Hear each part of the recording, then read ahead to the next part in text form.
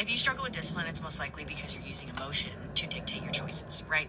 You're using the emotion of, I don't want to do this, I'm too tired, I want to do this instead of just doing what you're supposed to be doing. So how about you take the emotion out of it, check the damn boxes, and see what happens. The reason why ADHD destroys your confidence is because you have a tendency to follow your mood as opposed to following the plan. And it's hard to be consistent with anything when you have a hard time starting. ADHD means that you struggle to regulate your mood and you struggle to regulate your attention. So if you're struggling with these two things, you're gonna have a hard time with something that we call executive dysfunction. So you're gonna be on the couch and you're gonna know that you told yourself you were supposed to be at the gym. We're supposed to be at the gym right now, and after that, we have to do taxes.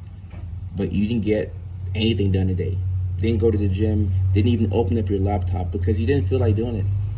With ADHD, you do what you feel like doing, and you avoid the things that you don't feel like doing. As a kid, this is okay because we have parents who will force us to do homework.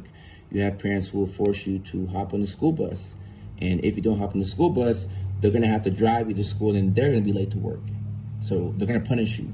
And with ADHD, when you have urgency in the form of deadlines or there are negative consequences that are waiting for you if you don't get a thing done, then you will do that thing. So as a kid, we're able to navigate. But when you become an adult, this is a whole different ballgame because nobody is watching over you to make sure that you do the things that you know you have to do.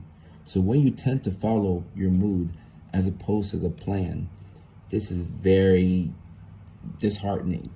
It destroys your self-confidence and your self-esteem because you get confidence from repeated self-achievement. But when you don't achieve anything, especially when you have plans to do things and you don't do it, your body tends to understand that we're not reliable. You have a hard time getting things done.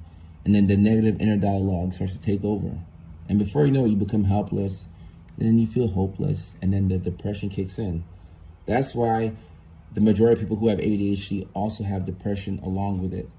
And this depression is different from the kind where you go to the doctor, they give you Zoloft, and then you feel better in a couple of weeks, and you increase the medication, and then everything is all good.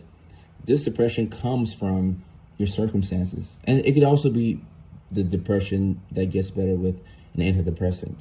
But a lot of the depression that you feel when you have ADHD comes from you knowing that you're right here and that you could be here. There's that gap in potential from where you are and where you could be. And you know that in order to get to where you'd want to be, you would just have to do the hard thing. But you struggle to do the hard thing because you don't want to do the hard thing. Nobody wants to do a hard thing. And that's where you get a discipline.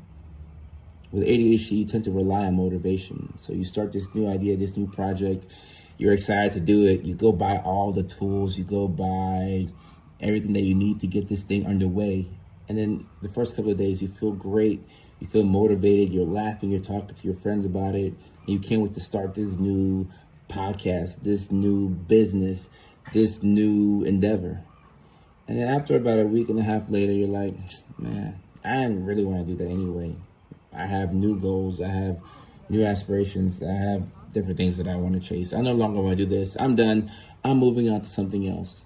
And it's just because you didn't feel like doing that thing. So when you don't feel like doing a certain thing and you do it, you tend to build up discipline. It increases your confidence.